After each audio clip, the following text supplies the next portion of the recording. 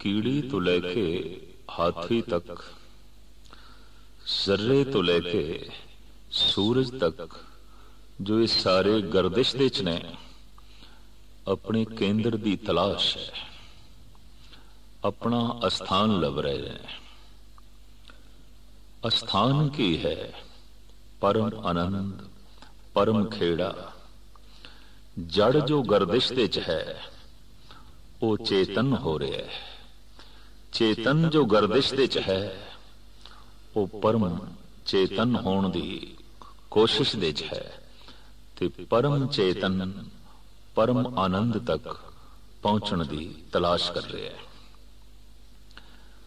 कोई जर्रा किवें सूरज बने और कोई सूरज किवें महासूरज बने और कोई महासूरज किवें प्रभु बने, परमात्मा बने, ईश्वर बने। उस दे लई एक मार्ग साहिब श्री गुरु अर्जन देव जी महाराज इस गाथा नामक बाणी दे दस रहे ने। बचन साध सुख पंथा, लहंता बढ़कर बने। सुख दा पंथ ते केवल गुरु दे बचन ने, परम पुरख दे बचन ने। क्योंकि परम पुरख दे बचन, गुरु दे बचन वास्तविक सिद्धे प्रभु तो आए ने। जैसे किरणा सिद्धियां सूरज तो आमदियां ने, ये बचन ज्ञानमयी सिद्धे ही प्रभु तो आमदे ने। जैसे में आवे खसम की बाणी, तैसड़ा करी ज्ञान वे ला लो। कोशिश ते हर एक दी है, वो मार्ग मैनू लभे जो सुख तक पहुंचावे। हर मनुख सुख दा पंथ लभ रहा है, हर जीव सुख दा मार्ग लभ रहा है। हर पशु पक्षी चाहे जड़ है चेतन है, तलाश है सुख दी और उस मार्ग दी जो सुख तक पहुंचावे। साहब कहते ने गुरु दे बचन ही सुख दा मार्ग ने, परम पुरख दे बचन ही सुख दा पंथ ने। बचन साध सुख पंथा, सुखां दा मार्ग है साधु दे बचन, पर लहंता बढ़कर बने। वड्डियां भागां अनुसार किधरे इस पंथ दी प्राप्ति होंदी है। जीवन विच कुछ ऐसे पुण्य कीते होवन, जीवन विच कुछ इस तरह दे पुनीत संस्कार होवन, तां ये पुनीत संस्कार, ये पुनीत कर्म सुख दे मार्ग ते तोर देंदे ने मनुख नूं और सुख दा मार्ग उपलब्ध करा देंदे ने। जिस भी किसी मनुख नूं सत्संग उपलब्ध है ते सत्संग दे च गुरु दे बचनां दी प्राप्ति हो रही, उसनूं इतना ते समझ लेना चाहिए कोई पुनीत कर्मां दा फल, कोई महान साधना दा ये फल है। जैसे ये जन्म, मां बाप, धन संपदा, रंग रूप प्रालवत अनुसार प्राप्त होंदी है, कर्मानुसार प्राप्त होंदी है, तिवें सत्संग साधु दे बचन ये सुख दा मार्ग भी वड्डे कर्मानुसार लभदा है। सतगुरु ते साथ कहंदे ने हर कीरत साध संगत है, सिर कर मन के कर्मा, कहो नानक तिस भयो परापत, जिस पूर्व लिखे का लेना। स्पष्ट गल कर देती कि पूर्वली अगर कोई लिखत है, पूर्वला अगर कोई पुनीत कर्म है, कोई संस्कार है, तो उस अनुसार ही कर्मां दे चों सिरमौर कर्म हरि दी कीर्ति, साधु दी संगत, साधु दे बचनां दी उपलब्धि होंदी है, प्राप्ति होंदी है।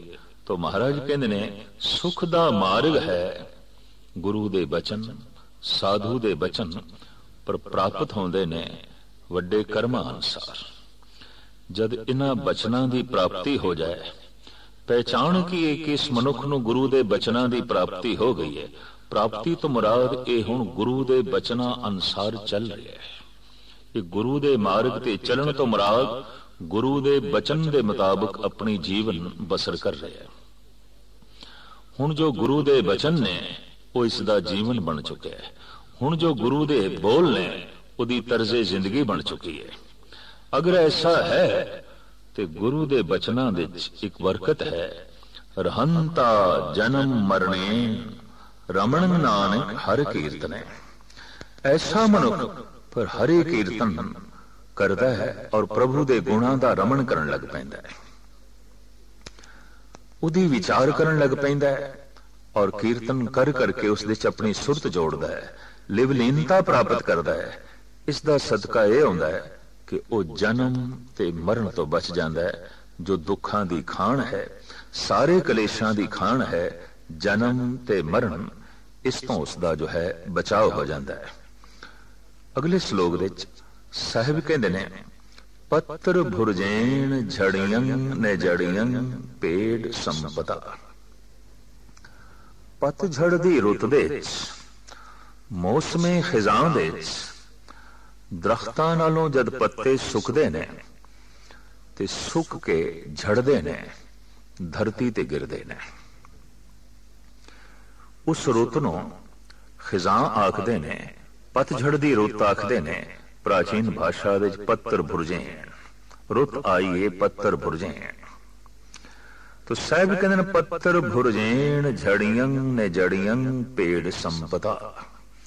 पतझड़ दी रुत दे पत्ते सुख के जद पेड़ नालों झड़ जाते ने, थले गिरदे ने, मुड़ के उस दरखत नाल नहीं जुड़ते, मुड़ के उस पेड़ नाल नहीं जुड़ते। ये तो एक दृष्टांत है, प्रमाण है, उदाहरण है। किस प्रथाई दिता गया है? तो महाराज कहने, नाम बिहूण बिखुमता नानक बहंत जौन बासरो रहनी। इसी तरीके नाल जो नाम दी टहनी तो नाम दे वृक्ष तो जो है टुटदा है, तो वासना दी पवन उसनू बहुत सारी जूना दे धकेल देंदी है। जैसे गिरिया होया पत्ता, सुक्का पत्ता, पवन उसनू थां थां ते लई फिरदी, कदी किधरे कदी किधरे। आत्मदर्शी मनुख जद खिजां दी रुत नूं भी देखदे न तां कुछ आत्म प्रेरणा लैंदे ने, ते जद मौसमे बहार नूं वेखदे ने तां भी कुछ आत्म दर्शन दी प्रेरणा लैंदे ने। महान अनुभवी साधु एक दिन पतझड़ दी रुत दे जंगल दे चों लंघे जा रहे ने। सुक्के पत्ते हवा दे तेज झोंकियां नालों टुट के जमीन ते पै रहे ने और कड़कड़ करदे ने। सुक्के पत्तियां च आवाज कड़कड़ दी। हल्के हो गए ने, हवा हुण उन्हां नूं दूर लई जांदी है, दूर लई जांदी है।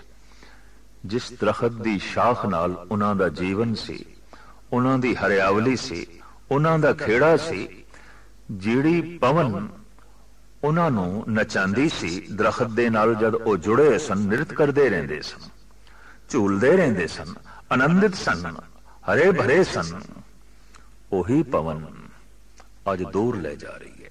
जद सुक गए, गिर गए। इस महान साधु दे अंदरों इस गिरे हुए पत्ते नूं वेख के, इस भटकदे हुए पत्ते नूं वेख के, जिसनों पवन बहुत दूर ले जा रही सी, दरखत ते पेड़ जो है पत्ते दा संवाद लिख दिता।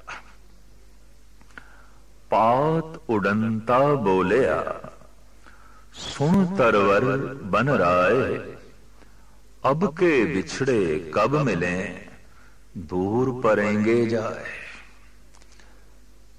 ये भजदा होया पत्ता, ये टुटिया होया पत्ता, जिन्हों पवन होर दूर ले जा रही है, होर दूर ले जा रही है, जिसकी नजरों तो भी दरख्त ओझल होंदा जा रहा है, फरियाद कर रहा है, ए दरख्त टुटते गए हैं तेरे नालों, फिर कदों जुड़ना नसीब होवेगा, फिर भी किधरे मिलाप होवेगा। पात उड़ंता बोलिया सुन तरवर बन राय, अब के बिछड़े कब मिले दूर परेंगे जाए।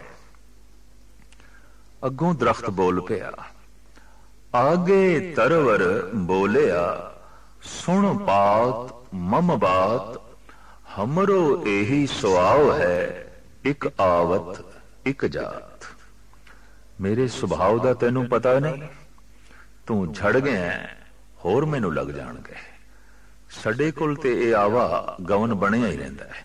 एक आउंदे ने, एक जाउंदे ने, एक रुखसत होंदे ने, होर आ जांदे ने, और रुखसत होंदे ने, होर आ जांदे ने। दरअसल संसार दा यही सुभाव है।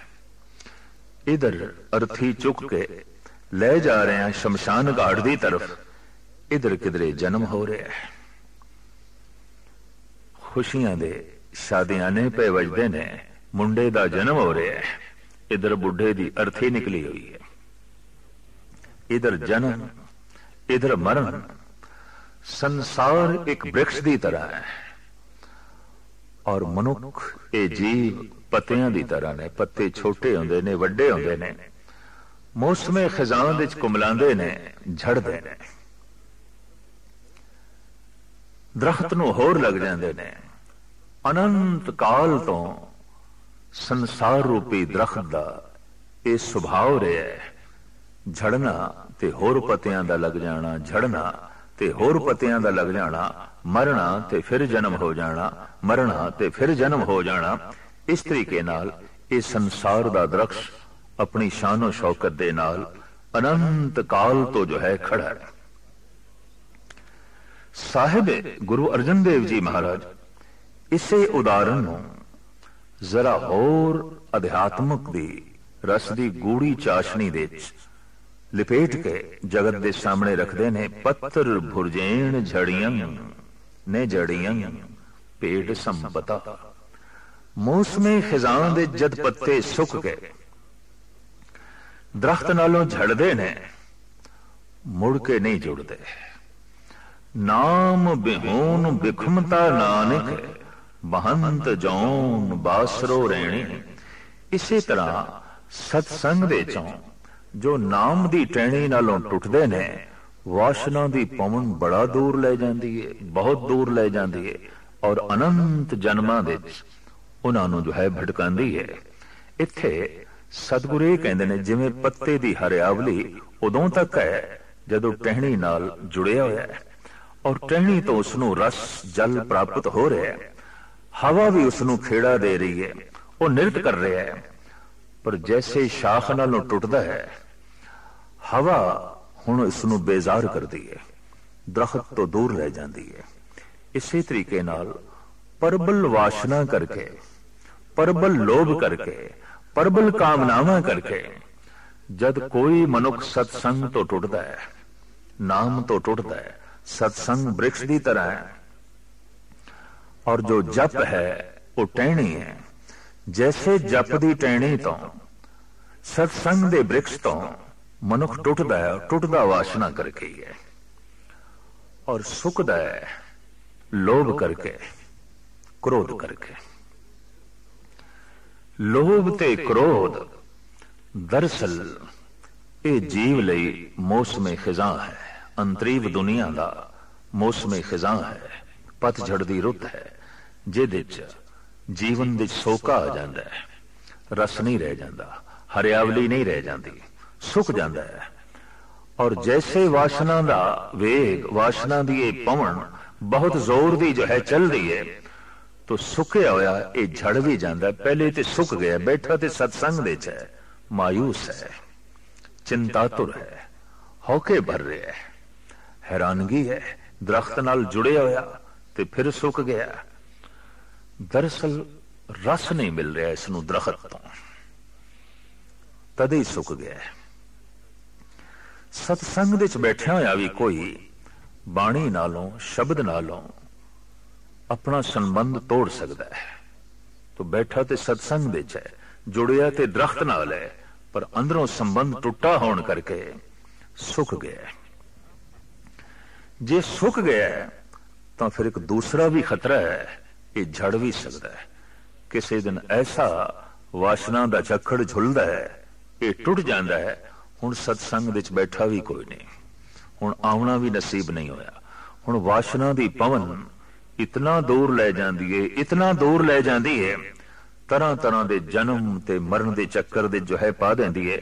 तो साहिबा ने ये बड़ा सुंदर एक उदाहरण दिता है। पत्तर भुरजेण झड़ियं न जड़ियं पेड़ संपता नाम बिहूण बिखुमता नानक बहंत जौन बासरो रहणी। ये पत्ता सुके ना झड़े ना, सदैव हरियावली बनी रहे और पवन इसनू खेड़ा देंदी रहे, इहदा निरत बनिया रहे, इसदा नाच बनिया रहे। तो इस दे लई कोई साधना, कोई उपाय, कोई युक्ति। तो साहिब कहंदे हाँ युक्ति है।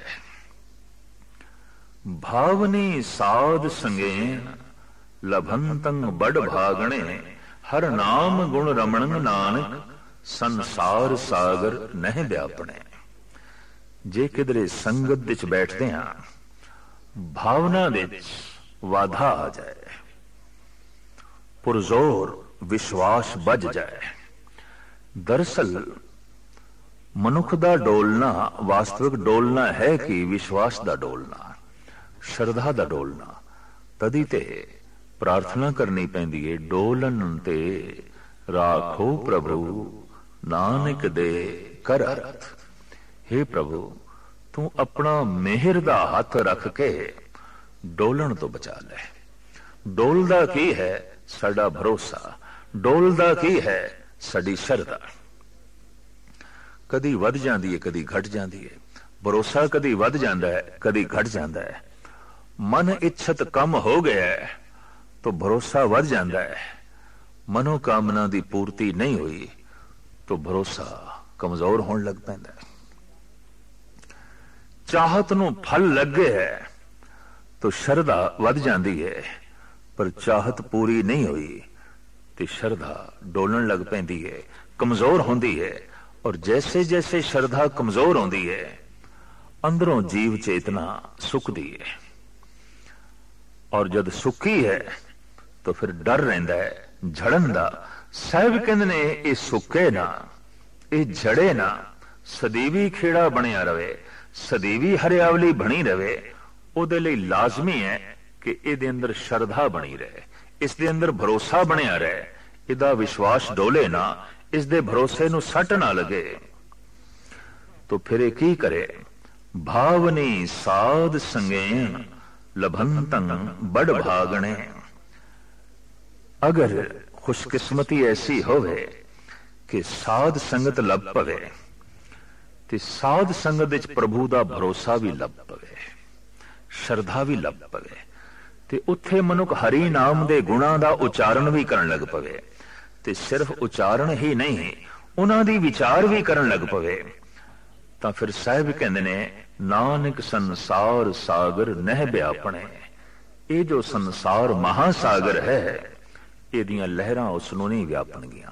ये संसार सागर उसनों डोबेगा नहीं और ये सहजे पार हो जाएगा।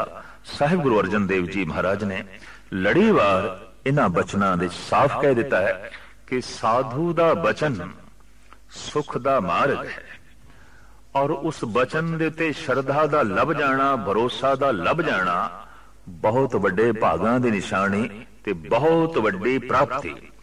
और उस भरोसे दा सदका संसार सागर तो पार हो जाना ये लक्ष्य दी प्राप्ति हो गई। इते जीवन दा लक्ष्य प्राप्त हो गया। तो मूल गल इत्थे आ गई भावना दी। जिथे भावना प्रगाढ़ हो जाए, भरोसा प्रगाढ़ हो जाए, भावना प्रगट हो जाए, अंकित हो जाए, उसे नूं ते आख्या जांदा है ये भगत है। ते श्री रविदास जी महाराज ते कहंदे ने साध संगत बिन भाव नहीं उपजे, भाव बिन भगत ना होए तेरी। भाव तो बिना कौन भगत होया है? भावना तो बिना किसदी भक्ति जो है सिरे चढ़ी है। मूल गल ते भावना दी है, ते भावना दे अंकित होण तो ही इसने जो है भगत बनना है। ते भावना दी प्राप्ति साध संगत दे चों और पूर्वले पुन प्रताप जैसे जैसे साध संगत विच प्रभु दा भरोसा वधे तो प्रभु दा भरोसा वधना ही साध संग दा लाभ है। और भरोसे दा कमजोर हो जाना, श्रद्धा दा कमजोर हो जाना, भावनावां दा छीण होना, यही अध्यात्मक नुकसान है। जैसे असी धन दा नफा ते नुकसान वेख लेंदे हां, दिखाई देंदा है, अध्यात्मक लाभ भी यही है। अगर श्रद्धा वध रही है, भरोसा वध रहा है, तो ये अध्यात्मक उन्नति की तरफ, लाभ की तरफ जा रहा है। पर भरोसा छीण हो रहा है, भावना छीण हो रही है, श्रद्धा घटती जा रही है, तो ये तोटे की तरफ जा रहा है, ये घाटे की तरफ जा रहा है। इस वास्ते साहिब कहते ने जैसे बारला धन ये भी पुण्य प्रताप अनुसार प्राप्त होता है। गुरु अर्जन देव जी महाराज जैसे कहते ने कि दानं परा पूर्वेण भुजंते महीपते, जैसे पूर्वला कीता होया दान ही बड़े बड़े धनवान धन नूं प्राप्त करते हैं और सुख भोगते हैं, बड़े बड़े महीपत। इस तरह पूर्वले पुण्य प्रताप ज्ञान साधना जप साधना द्वारा ही भावना की प्राप्ति होती है, और वो जिहड़ी भावना है मन नूं एकाग्र कर देंदी है और संसार सागर तो पार कर देंदी है। जद संसार अपनी तरफ खिंचे, पदार्थ अपनी तरफ खिंचन, तो श्रद्धा कमजोर होती है। जद परमात्मा अपनी कशिश पावे, ते जद जीव परमात्मा की तरफ जावे, तो श्रद्धा वधदी है। संसार दा अपना खिंचाव है, निरंकार दी अपनी कशिश है। इंज कह लो जिवें मनुख ऐसा बैबल खड़ा होवे कि इनू दोनों पासे खिंचिया जाए, तो उसकी की हालत होती है। किसी हद तक जन्मां जन्मांतरां तो मनुख की यही हालत है। परमात्मा अपनी तरफ खिंचदा है, पदार्थ अपनी तरफ खिंचते हैं, संसार अपनी तरफ खिंचदा है, निरंकार अपनी तरफ खिंचदा है। यह गल वखरी है कि संसार नूं गुरु नानक देव जी महाराज कहंदे ने ये निरंकार दी छाया तो इलावा होर कुछ नहीं है। महामाई ताकी है छाया, पर जितना कोई वड्डा आप होवे, कुदरती गल उसकी छाया भी उतनी वड्डी आउंदी है। जेवड़ आप तेवड़ तेरी दात, तो परमात्मा बहुत वड्डा है, बहुत वड्डा है, उसकी छाया भी बहुत वड्डी है, बहुत वड्डी है। जिथे परमात्मा रूपी वृक्ष के कोल तरह तरह के आत्मक आनंद के फल ने और फुल ने, उत्थे उसके कुल पदार्थों की छाया भी है। ये संसार जिस दे पदार्थ ही पदार्थ ने, ये परमात्मा रूपी वृक्ष की छाया है।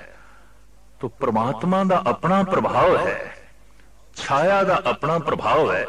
लेकिन एक गल स्पष्ट है, छाया तो जमीन ते भी मिल सकती है, उपर उठण की लोड़ ही नहीं है, उच्चा उड्डण की लोड़ ही नहीं है, कोई सुरत नूं उच्चा करन की लोड़ नहीं, छाया जमीन ते भी मिल सकती है।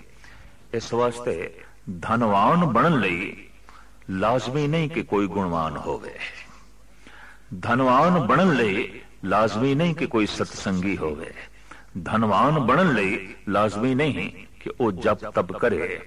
छाया ते जमीन ते भी मिल जाती है। दुराचारी कोल भी धन हो सकता है, पापी कोल भी धन हो सकता है। जैसे कि प्रसिद्ध महात्मा तुलसी जी दा बोल, संत समागम हर के था, तुलसी दुर्लभ दोए, सुत धारा धन लक्ष्मी पापी ग्रह भी होए। इति पापियां कोल भी असी देखते हैं, उन्होंने औलाद भी है, उन्होंने कोल धन संपदा भी है, उन्होंने कोल महल माड़ियां भी ने। दरअसल छाया ते कीड़े मकोड़ियां नूं भी प्राप्त हो जाती है। जो जमीन ते रेंगदे पे ने, दरखत दी छाया ते ओ भी मान लैणगे। ये ठीक है कि छाया का भी अपना एक रस है। धुप दे चों तपिया होया मनुख होवे ते छाया दे च आ गया है, तो उन्हें सुकून मिलता है, शांति मिलती है। भुख दा सताया होया मनुख, चंगा भोजन मिल गया। नगनता ता बेजार होया मनुख, सोने कपड़े पहनने नूं मिल गए ने।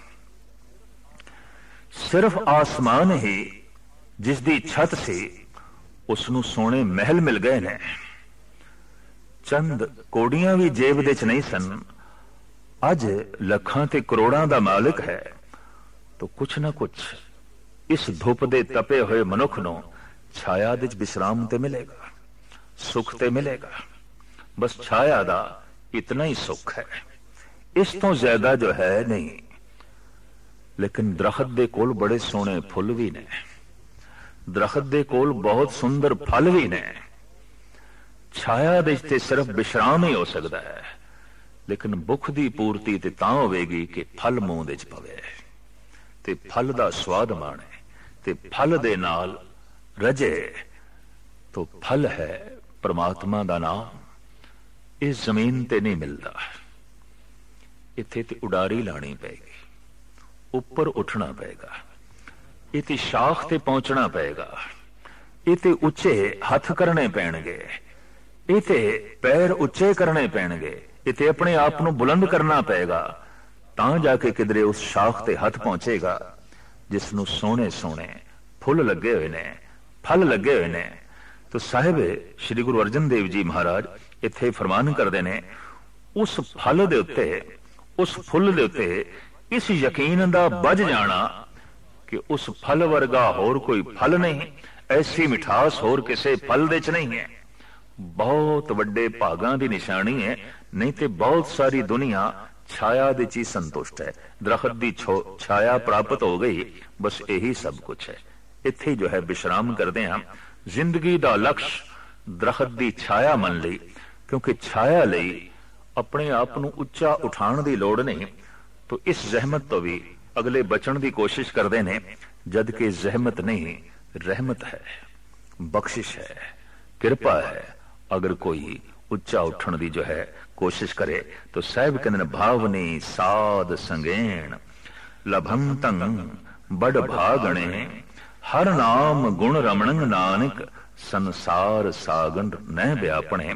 साध संगत दे च हरि नाम दे उत्ते जिसदी श्रद्धा बज गई है, भावना बज गई है, ते हरि दे गुणां दा ओ रमण करन लग पिया, फिर संसार दे दुख उसनूं नहीं व्यापदे, फिर संसार उसते हावी नहीं आउंदा, फिर छाया उसनूं रोकदी नहीं कि हुण तू फल तक नहीं जाणदा, फल तक नहीं जावेगा, फल नूं अपने हथ नहीं पसारेगा, बल्कि वो छाया नूं कह देंदा है, तेरे थल्ले मैं विश्राम कर लिया, आराम कर लिया है, पर मेरी जिंदगी दा लक्ष्य वो फल है, मैं उसनूं प्राप्त करना है। और मेरे अंदर उसकी भावना जाग पई है, श्रद्धा जाग पई है। अगर ऐसा हो गया तो सतगुरु कहंदे ने ये अध्यात्मक तौर ते उन्नति दे मार्ग ते जा रहा है, लाभ दे मार्ग ते जा रहा है।